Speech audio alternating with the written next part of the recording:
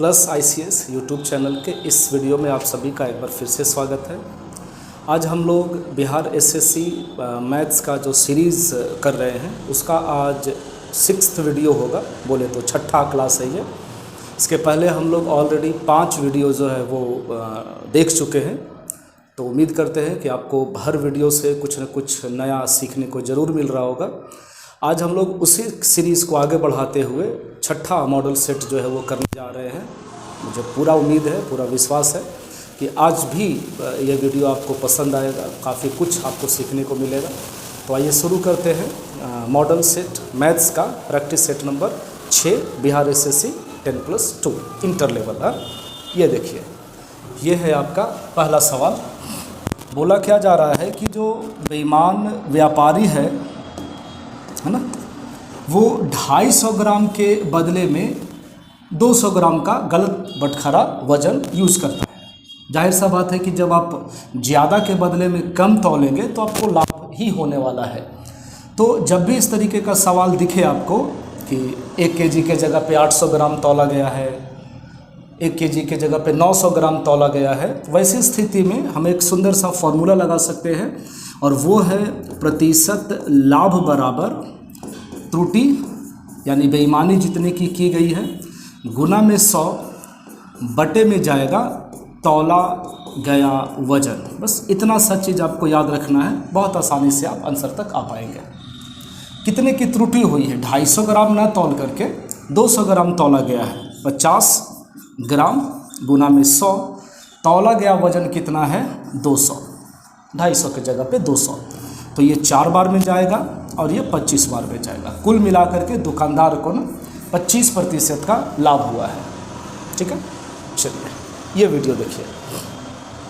आपसे सीधा 53-24 रुपये अमाउंट दिया हुआ है और प्रिंसिपल देखिए पूछा जा रहा है। रेट यहाँ है, टाइम यहाँ है। तो कंपाउंड इंटरेस्ट में, चक्रवृद्धि ब्याज में 2 साल के लिए 10% के हिसाब से आप सक्सेसिव निकाल लीजिए ना, सबसे बेस्ट है।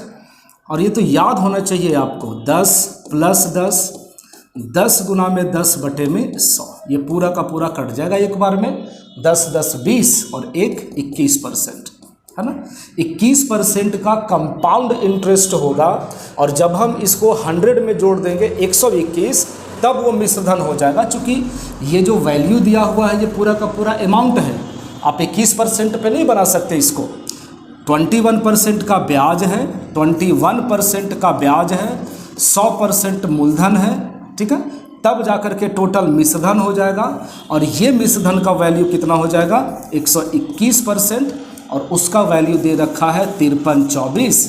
हमें निकालना है प्रिंसिपल यानी कि 100%।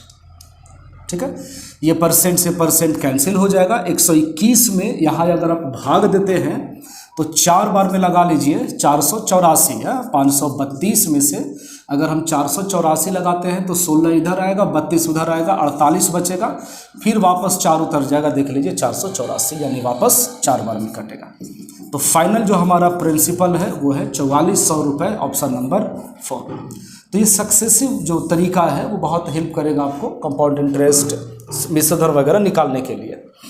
आइए ये सवाल देखिए। टाइम एंड वर्क में M किसी काम को 12 दिन में करता है, नोट ही कर लेते हैं यहाँ पे।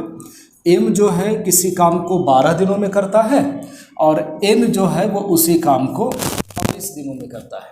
ठीक है जी, LCM कितना हो गया? तो सर 24। M 1 दिन में 2 काम करेगा और N जो है वो 1 दिन में 1 काम करेगा। कन्फर्म है? आगे देखिए क्या बोला जा रहा है। वे एक साथ काम शुरू करते हैं लेकिन 6 दिन पहले M छोड़ देता है।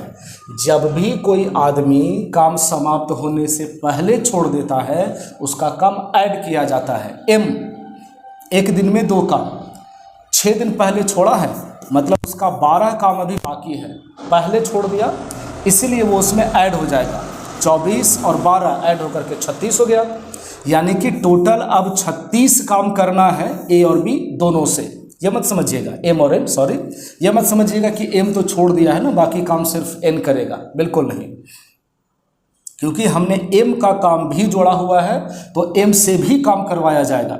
m और n मिलकर के एक दिन में 2 और एक 3 काम, यानी टोटल काम जो है आपका हो जाएगा 12 दिन में, ऑप्शन नंबर फर्स्ट। बस इतना सा तो सवाल है। क्लियर? बहुत फास्ट कैलकुलेशन करने का प्रयास कीजिए ताकि सवाल जो है वो गलती कम हो, समय ज़्यादा मिले। एक बल्लेबाज ने अपनी 13वीं पारी में जब भी ऐसा सवाल दिखे, एवरेज क्या बोल सकते हैं आप, स्कोर वाला, तो 13वीं पारी में वो 85 रन बनाया है। हम लोग क्या करेंगे ना कि 12वीं पारी तक एक इनिंग पहले मान लेंगे कि उसका जो एवरेज है वो x रन है, ये एवरेज माना गया है। ठीक है, तो 12 पारी में यदि x के एवरेज से रन बनाया गया है तो टोटल रन हो जाएगा ना 12x। 13वीं पारी में वो कितना रन बनाया? 85। 12 मैच का रन तो पहले से था, 13वां मैच में 85 रन बनाया तो टोटल हो गया 13 मैच का रन, और जो एवरेज उसका था x, ये देखिए 5 से बढ़ गया है, x + 5। ठीक है, यहाँ पर आपको देखिए बेईमानी नहीं लग रहा, ये 13 मैच का टोटल रन है और ये 13 मैच का टोटल एवरेज है। टोटल निकालने के लिए क्या करेंगे? 13 से गुना करेंगे। अब कोई बेईमानी नहीं है। 12x 13x, ये 13x अंदर आ जाएगा तो माइनस में, इधर देख लीजिए 13 × 5 = 65 पहले से है, और ये 85 इधर आ जाएगा तो माइनस में। ठीक है, यानी कि -x बराबर हो गया -20, x बराबर कितना है? तो 20 है। देखिए 12वीं पारी तक एवरेज x है, यानी x का वैल्यू 20 है। 12वीं पारी का एवरेज पूछता तो हम बता देते ना सर 20, लेकिन 13वीं पारी के बाद पूछ रहा है तो 13वीं पारी में तो 5 रन बढ़ गया ना, यहीं पे लिख लीजिए 13वीं पारी में उसका एवरेज x + 5 हो गया, यानी 20 और 5 25। ठीक है, बेसिक तरीका, इससे सिंपल कुछ नहीं हो सकता। ये तो आपको समझ में आना ही चाहिए हर हाल में। बाकी इससे शॉर्ट हम लोग कर सकते हैं, हाँ, लेकिन इससे डिटेल नहीं कर सकते हैं। आइए ये सवाल देखिए, एक रेल एक समान चाल से चलते हुए 240 मीटर लंबे प्लेटफॉर्म को, देखिए बात घूम फिर करके वहीं आ जाता है कि ट्रेन किसी प्लेटफॉर्म को पार करे, किसी टेलीग्राफ पोस्ट को पार करे, खंभा को पार करे, है ना। तो उसका जो चाल है रेल का, ट्रेन की, वो कभी बदलने वाली नहीं है ना। अगर हम बहुत लंबा पुल को पार करें या छोटे से खंभे को पार करें, समय तो चाल तो ट्रेन का उतना ही रहेगा। वही कॉन्सेप्ट हम लोग लगाएंगे इसमें, ट्रेन की चाल को बराबर रखा जाएगा।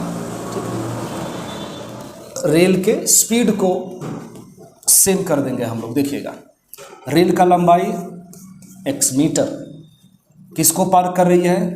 खुद को और 240 मीटर लंबे प्लेटफॉर्म को। कितने समय में? 10 सेकंड में। चाल बराबर दूरी बटा में समय, कुल दूरी बटा कुल समय। ठीक है, टेलीग्राफ पोस्ट को इस तरीके से, टेलीग्राफ ऐसे खंभा रहता है ना, उसको, तो जब आप खंभे को पार करिएगा तो किसको पार करिएगा? खुद को पार करिएगा। कितना सेकंड में? 6 सेकंड में। ये दोनों हमने बराबर कर दिया। ये भी रेल का चाल है और ये भी रेल का चाल है। ठीक है, चलिए बनाते हैं। 2 से 5 बार में जाएगा, 2 से 3 बार में जाएगा। 5 में x से गुना कर दीजिएगा 5x, 3 में x से गुना कर देंगे 3x + 24 × 72 720। ये 3x अगर अंदर आ जाएगा तो 2x हो जाएगा। 2x का वैल्यू यदि 720 है तो x बराबर 360 हो जाएगा। ये रेल की चाल निकली है सर, 360 मीटर। अब चाहे तो आंसर यहीं से लगा सकते थे, क्योंकि एक ही ऑप्शन में है। अब हमें चाहिए रेल का चाल। अभी जस्ट हम आपको बताएं, ये भी रेल का चाल है, ये भी रेल का चाल है। ठीक है, जिस पे आप रख दीजिए x/6, x के जगह पे, यहाँ पे x के जगह पे 360 बटा में 6, 360 मीटर 6 सेकंड में, मीटर पर सेकंड। इसको किलोमीटर पर आवर में बदलने के लिए 18/5 से गुना कर दीजिए।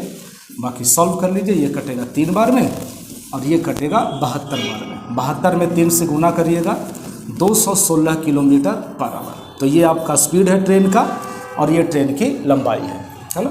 पूरा का पूरा जो मामला है, इक्वेशन, वो इतना सा में है। ये आपको समझ में आना चाहिए। हमने एक ही रेल है ना, तो एक रेल की दोनों तरफ में लंबाई, चाल को बराबर कर दिया गया है। ठीक है, चलिए ये सवाल देखिए। अल्टरनेट काम हो रहा है, टाइम एंड वर्क का ही सवाल है, अल्टरनेट काम हो रहा है। अमन, राम और कपिल एक काम 68 दिन में करता है, दूसरा 51 दिन में करता है और तीसरा 17 दिन में करता है। ठीक है, एलसीएम लेना पहला स्टेप होता है हमारा। कैसे कर सकते हैं, 68 जो है वो 17 गुने 4 है और ये 17 गुने 3 है और ये 17 गुने 1 है। तो लघुत्तम में तो जो मैच करेगा वो भी रहेगा, यानी कि 17, और जो नहीं मैच करता है वो भी रहता है। 17 गुने 12 कितना हो जाएगा, 17 में 12 से गुना कर दीजिए, 17 दूना में 34 और 17 कम 17, 204। टोटल 204 काम है, ये आपको समझ में आना चाहिए। 204 में 68 से भागा दीजिए, 68 से भाग दीजिए। अब देखिए ध्यान से, 3 बार में कट जाएगा। 204 में 51 से भाग दीजिएगा तो ये 4 बार में कट जाएगा। क्लियर है। 204 में 17 से भाग दीजिए, 17 कम 17, ठीक है, 12 बार में कैंसिल है। ठीक है, आगे अब कंडीशन क्या है, इतना तो हम लोगों को फाउंडेशन में लग गया सिर्फ। यदि वे बारी बारी से एक एक दिन काम करते हैं, अल्टरनेट काम करते हैं और काम की शुरुआत अमन करता है, अमन, समझिएगा बात को, एक दिन अमन करेगा, अगला दिन राम करेगा, तीसरा दिन कपिल करेगा, फिर अमन करेगा, फिर राम करेगा, फिर कपिल करेगा, ऐसे।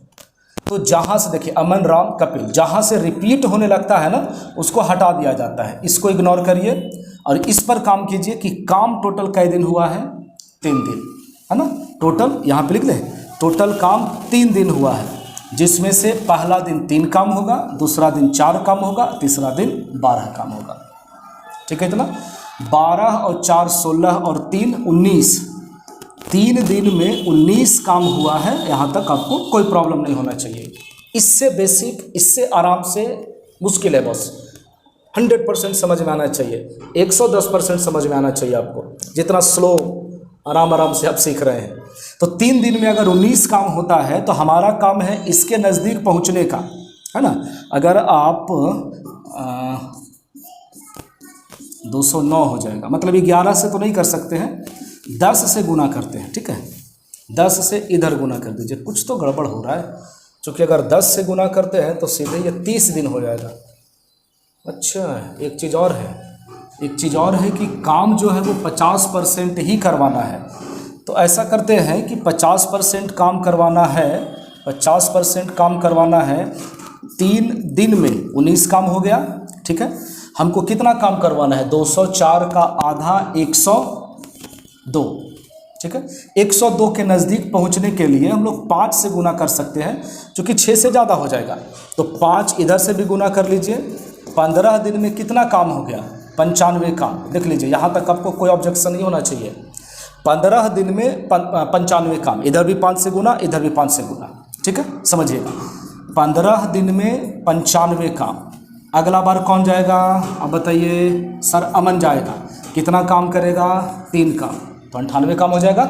अगला बार कौन जाएगा, तो सर राम जाएगा, राम कितना काम करेगा, 4 काम करेगा, 98 और 4 102 काम फिनिश हो गया। कितना दिन में, 17 दिन में। 17 तो ऑप्शन में है ही नहीं, 17 ऑप्शन में नहीं है। 95, 3 काम 98, फिर 4 काम और जोड़ देंगे 16 17। ठीक है, 17 दिन ही होगा। ऐसा करिए, आप किसी को ऑप्शन को नहीं है तो चेंज कर लीजिए, आप किसी को चेंज कर लीजिए ना, आप इसी को चेंज कर लीजिए। ठीक है, इसको कर लेते हैं 17 दिन। क्लियर है, चलिए आगे बढ़ते हैं। सही है, एकदम निश्चिंत रहिए। तो ये 17 दिन में जो है पूरा का पूरा 102 काम, पूरा नहीं 50% काम जो है वो हो जाएगा। आइए, ये देखिए 4 अभाज्य संख्या जो है वो असेंडिंग ऑर्डर में दी गई है। क्लियर है बॉस, जो लिखिए ना, क्या फ़र्क पड़ता है, A, B, C और ये D, ये चारों का चारों असेंडिंग ऑर्डर में है।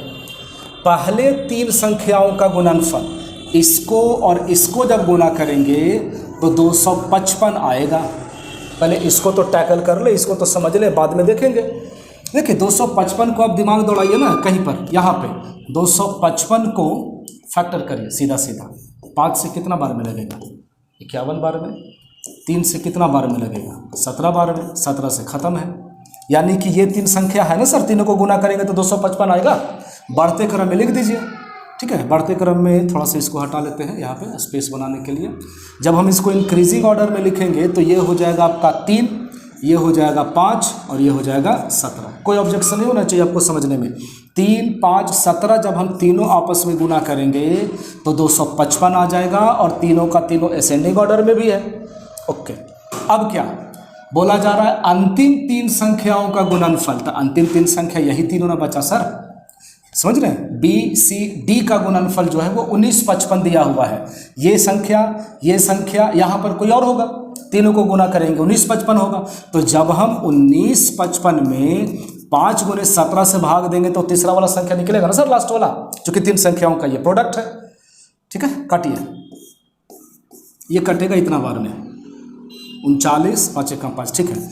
17 दूना में 34, बच गया 5, 51, 17 × 51। देख लीजिए सबसे लास्ट वाला संख्या कितना आ गया? 23। कुछ भी ऐसा भारी नहीं जो आपको परेशान करेगा। तो ये हो गया आपका सबसे लार्जेस्ट अभाज्य संख्या। सबसे छोटा पूछता तो हमारा आंसर 3 हो जाता। क्लियर है? सबसे बड़ी अभाज्य संख्या कौन सी है? तो ऑप्शन नंबर 4 आ रहा है समझ में। ये सवाल देखिए, तो एक परीक्षा में प्रत्येक 100 अंकों के 3 सब्जेक्ट्स हैं, 100 नंबर का, 100 नंबर, फिर 100 नंबर, फिर 100 नंबर और टोटल 300। ठीक है, इतना। एक छात्र पहले विषय में ये इसमें लाया है कितना? 75%। दूसरे वाला में लाया है 86%। कुल मिलाकर के लाया है 68%। 300 में से आपसे पूछा जा रहा है कि थर्ड वाले सब्जेक्ट में अंकों का परसेंटेज। बस कितना आसान है। बहुत बार इस तरह का सवाल हम आपको बताए हैं। ये तरीका सवाल को बहुत आसान कर देता है। सब में 0 कैंसिल हो गया, ठीक है। परसेंटेज सभी में है, सब में कैंसिल हो जाएगा। 75 में 1 से गुना करिए, 75, 86, 1 बराबर सबसे लास्ट वाला गुना हो जाता है। ये दोनों गुना हो जाएगा और बराबर में रहेगा, सबसे लास्ट वाला बराबर में। तो जरा सा कर लीजिए, 69 में 3 से गुना करेंगे तो कितना हो जाएगा? 204 हो जाएगा। क्लियर है? ये दोनों को ऐड करिए। x बराबर 204 माइनस 6 और 5 11, 8 7 15 और 1 16, सही है। 39 और 4 43। तो ये है हमारा कि तीसरा पेपर में वो कितना परसेंट लेके आया है? 43% लेके आया है, ऑप्शन नंबर 2। ठीक है बॉस, ओके। ये सवाल बनाइए, टाइम एंड डिस्टेंस है। ए और बी के गति की दरों का अनुपात दिया हुआ है। अब सीधा सीधा कहिए कि ये ए है और ये बी है और ये उसका स्पीड है। स्पीड का जो अनुपात है वो 2:3 है। या आप अच्छे से जानते हैं कि जो समय का अनुपात होगा वो जस्ट इसका उल्टा होगा, यानी 3:2 होगा। हाँ, कोई डाउट नहीं। समय का अनुपात चाल के अनुपात का इन्वर्सली प्रोपोर्शनल होता है। ए को लग रहा है 3 समय तो बी को लग रहा है 2 समय। देखिए साफ लिखा हुआ है कि ए को गंतव्य तक पहुंचने में बी से 15 मिनट अधिक समय लगता है। यहाँ कितना ज़्यादा लग रहा है? 1। सवाल में 15, 1 का वैल्यू 15 है तो 2 का वैल्यू 30 मिनट में, 3 का वैल्यू 45 मिनट में। यानी ए को वो डिस्टेंस कवर करने में 45 मिनट का समय लगेगा। लेकिन कहाँ गया? यदि दुगनी चाल से चला होता ए तो जब स्पीड डबल करेंगे तो समय आधा हो जाएगा ना सर। अभी तो डिस्कस किए, इन्वर्सली प्रोपोर्शनल है। अगर बी नहीं ए यदि डबल स्पीड से चलेगा तो जो 45 मिनट लग रहा था अब वो 22.5 मिनट लगेगा। इतना ही सा तो खेल है। क्लियर? चलिए आगे बढ़ते हैं। ये देखिए सवाल, ये भी बहुत अच्छा क्वेश्चन है। एक क्रिकेट खिलाड़ी की 30 पारियों के लिए बल्लेबाजी का जो एवरेज है वो दिया हुआ है 40 रन। देखिए आपको जैसे समझ में आता हो बनाइए। समझ रहे हैं? आपसे क्या बोला जा रहा है कि जो मैक्सिमम स्कोर है मिनिमम से, हम यहाँ पे लिख रहे हैं मैक्सिमम, दोनों तो एम से हो जाएगा ना। तो ऐसा करते हैं कि लार्जेस्ट और मिनिमम। चलिए ध्यान रखिएगा, ये लार्जेस्ट है, ये मिनिमम है। क्या बोला गया? उसका सर्वोच्च स्कोर जो हाईएस्ट स्कोर है वो न्यूनतम से 100 रन ज़्यादा है। अगर हम इसको x मानते हैं ना सर तो ये x + 100 हो जाएगा। ओके। यदि इन दोनों पारियों को इसको हटा दिया जाए, लोवेस्ट और हाईएस्ट वाला हटा दिया जाए ना, वैसी स्थिति में बाकी 28 पारियों का एवरेज 38 रन हो जाएगा। कितना पारी? 28 पारी। कितना स्कोर? एवरेज 28। मल्टीप्लाई कर लें, 88 64 के 4 हाथ में 6, 8 दूनी 16 और 4 22। 28 तिया में कितना हो गया? 84, यानी कि 4 है, यानी कि 6 है, यानी कि ये 10 है। 1064 रन जो है वो इन दोनों को हटाने के बाद होगा। आराम से समझिएगा।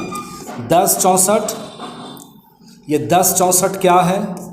तो सर 28 पारियों का, नहीं 28 पारी, बिल्कुल 28 पारियों का रन हो गया 1064।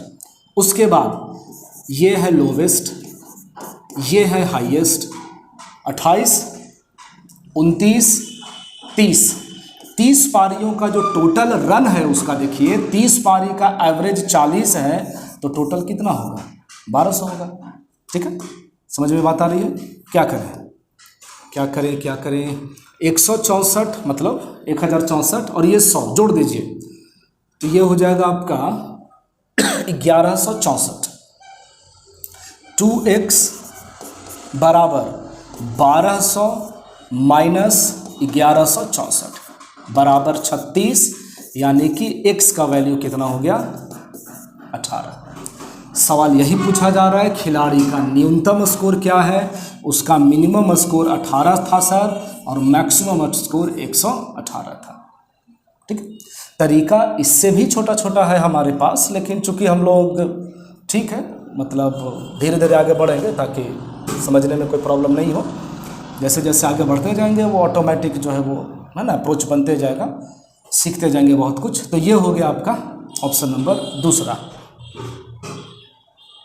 ये देखिए, एक व्यक्ति शांत जल में 22.5 किलोमीटर प्रति घंटे की स्पीड से तय करता है। बात को समझिएगा, व्यक्ति चल रहा है, तैर रहा है शांत जल में, पानी रुका हुआ है। इसका मतलब ये जो स्पीड आप देख रहे हैं वो सिर्फ और सिर्फ आदमी का है, तैरने वाले का है।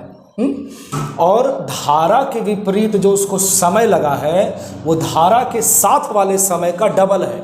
बात को एकदम आराम से समझिएगा। ये है x प्लस वाई और ये है x माइनस वाई। ये है धारा के साथ चाल, यहाँ पर लिख सकते हैं, और ये है धारा के विपरीत चाल। समझिए बात को आप, साथ और विपरीत। सवाल में है कि विपरीत में जो समय लगा है उसको, विपरीत में जो समय लगा है वो साथ वाले का डबल लगा है। इतना छोटा सा चीज़ आपको समझ में आना चाहिए कि विपरीत में और साथ में डिस्टेंस तो बराबर है सर, फिर हमको यहाँ पर डबल टाइम लग रहा है, यहाँ पर कम क्यों लग रहा है? क्योंकि ये जो हमारा स्पीड होगा वो इस वाले स्पीड का आधा होगा। आधा स्पीड है तभी तो टाइम डबल लगा, क्योंकि जो समय है वो चाल का इन्वर्सली प्रोपोर्शनल होता है। तो धारा के साथ जो चाल है वो 2 होगा और धारा के विपरीत जो चाल है वो कम होगा, 1 होगा। ठीक है इतना? चलिए अब इसको समझिए आप। x plus y, x minus y, c n d लगाइए, सीधा सीधा x बटा में y कीजिए। एक बार दोनों ऐड हो जाएगा 3, एक बार दोनों माइनस हो जाएगा 1। ये हो गया x बटा वाई यानी कि 3 बटा में 1। x क्या है आप बताइए ना, x क्या है? तो सर आदमी का चाल है। ये x का जो वैल्यू है आपको जैसे समझ में आता हो, x का वैल्यू देखिए दिया हुआ है 22.1/2, यानी कि x का वैल्यू 45 बटा में 2 गुना में y बराबर कितना? 3 बटा में 1।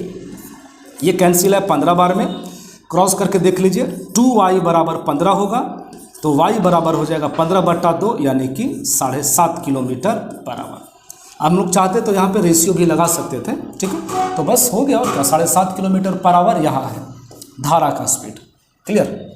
चलिए और बनाइए, ये सवाल देखिए, बनाइए।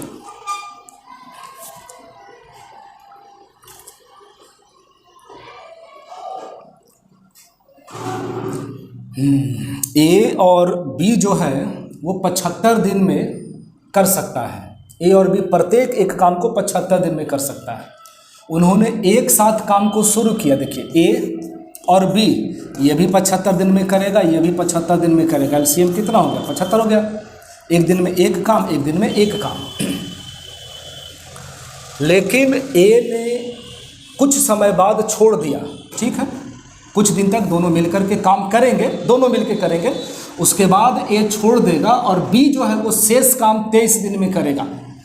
शेष काम 23 दिन में करेगा। शेष काम करने का मतलब कि बी जो है वो एक दिन में एक काम करता है, नहीं, एक दिन में एक काम करता है, तो 23 दिन में कितना काम किया होगा? 23 काम ही ना करेगा सर, ठीक है, ये थोड़ा सा सुधार लीजिए। 23 काम करेगा, माइनस कर लेंगे, ये हो जाएगा 2 और ये हो जाएगा 5, ठीक है। 52 काम जो है बचा हुआ है, एक बार और 75 LCM हो गया है। साफ लिखा हुआ है कि कुछ समय तक दोनों काम शुरू करते हैं, उसके बाद ए छोड़ देता है।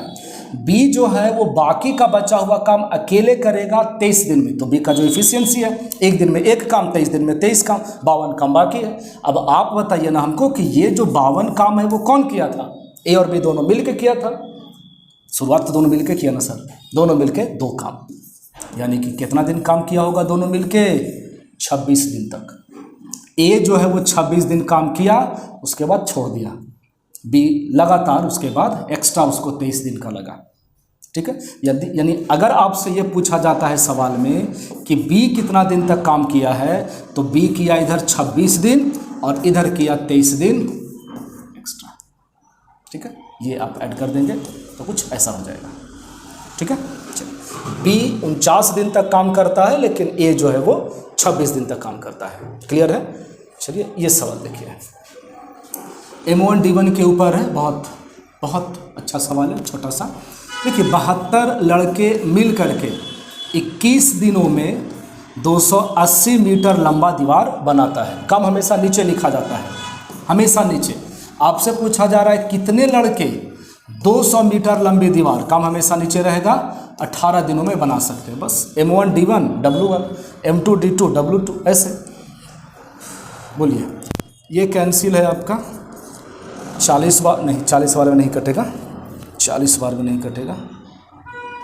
तो ऐसा करिए कि 1 0 से 1 0 काट लीजिए यहाँ, 18 से ये कट गया आपका 4 बार में, 4 से कट गया 7 बार में, 7 से कट गया 3 बार में, 20 या 60, बस क्या है 60 लड़के। ये हमारा आंसर हो गया ऑप्शन नंबर 4। क्लियर है? 60 लड़का जो है 200 मीटर लंबा दीवार को बना देगा 18 दिन में। ये बनाइए। यदि सेल्स टैक्स को, बिक्री कर को इतने % से कम करके इतना कर दिया जाता है, बिक्री कर कम होगा ना तो विक्रय मूल्य भी घटेगा, कस्टमर के लिए बेनिफिट होगा। 7200 रुपये अंकित मूल्य वाली वस्तु खरीदने वाले व्यक्ति को क्या फर्क पड़ेगा, कितने रुपए का लाभ होगा? ऐसा पहले कितना था? 3.1/2%, अब कितना हो गया? 3.1/3%। आप डिफरेंस निकालिएगा, तो ये 3 से 3 तो हमको अंदर निकालना है, कम हो गया, कितना % कम हुआ है? तो 3 से 3 तो ऐसे भी कट जाएगा सर। बाकी 1/2 से 1/3 हुआ है, तो देख न लीजिए, इतना छोटा छोटा क्या समझ रहे हैं सर? लीजिए, कितने % की कमी हुई है? 1/6% की कमी हुई है सेल्स टैक्स में। तो विक्रय मूल्य, अंकित मूल्य कितना है? 4200। 4200 का 1/6% ही तो बेनिफिट होगा। 2 0 से 2 0 कटेगा, 6 7 42। अगर हम सामान खरीदने जाते हैं ना तो 7 रुपये हमको बचेंगे, यदि टैक्स इतना से घट के इतना हो जाता है। ऑप्शन नंबर कहाँ गया? 2, ठीक है। फिर से इतना में से इतना घटा लीजिए, 3 से 3 कैंसिल हो गया। 1/2 में से 1/3 घटा लेंगे, 1/6%। हमको 4200 का 1/6% निकाल देना है, बस। 9 संख्याओं का औसत 30 है, 9 संख्याओं का औसत 30 है, ठीक है। जिसमें से पहली 5 संख्याओं का औसत 25 है। अंतिम 3 संख्याओं का औसत, मान लीजिए आप यहीं पे लिखिए, क्या दिक्कत है? अंतिम 3 संख्याओं का औसत कितना है? 35 है ना। और आपसे पूछ रहा है 5 और 3 8, 9 संख्या है, ठीक है। तो मान लीजिए कि जो 9वां संख्या है, सबसे लास्ट वाला कह सकते हैं आप, है ना, उसी को ये 6ठा संख्या नाम दे रहा है। फिर से कोई कन्फ्यूजन नहीं होना चाहिए। 9 संख्या टोटल है, जिसमें से पहला 5 का एवरेज दे रखा है, अगला 3 का एवरेज दे रखा है, और ये जो 9वां संख्या है जिसको यहाँ पे 6ठा संख्या बोल रहा है। चलिए, अगर आपको कन्फ्यूजन हो रहा हो तो यहाँ पे 6ठा ही कर लीजिए। ये हम मान लेते हैं x, और टोटल 9 संख्याओं का एवरेज दिया हुआ है कितना? तो सर 30। बस कैसे बनाएंगे? 25 × 5 = 125, 35 × 5 कितना हो जाएगा? 35 × 3 = 105, प्लस में देखिए संख्या ये एक है, छठा संख्या कोई एक ही संख्या ना होगा, तो 1 में 1 से गुना करेंगे तो ये 100 हो जाएगा और बराबर हो गया आपका कितना, तो 270। ठीक है, जोड़ दीजिए 125 और 105 हो जाएगा 230। x बराबर 270 में से 230 घटा दीजिए, कितना हो जाएगा, तो 40 हो जाएगा। वो छठा संख्या जो मिसिंग था उसका वैल्यू कितना है, तो 40 है। ठीक है, तो उम्मीद करते हैं कि आपको ये आज का जो क्वेश्चन है वो समझ में आया होगा, अच्छा लगा होगा। आप एक बार देख सकते हैं किस तरीके के सवाल जो है वो हम लोग किए हैं। काफ़ी अच्छे अच्छे क्वेश्चंस को सेलेक्ट किया गया है और क्वेश्चन से बढ़िया जो है उसका सॉल्यूशन है। ठीक है, तो PDF इसका लेने के लिए प्रैक्टिस करने के लिए आप हमारे टेलीग्राम चैनल को ज्वाइन कीजिए, टेलीग्राम चैनल है, वहाँ से PDF को डाउनलोड कीजिए, अधिक से अधिक प्रैक्टिस कीजिए, तैयारी करते रहिए। ठीक है, धीरे धीरे एग्ज़ाम का जो समय है वो नज़दीक आ रहा है। तो मिलते हैं बाकी अगले वीडियो में, तब तक के लिए बहुत बहुत धन्यवाद। Thank you.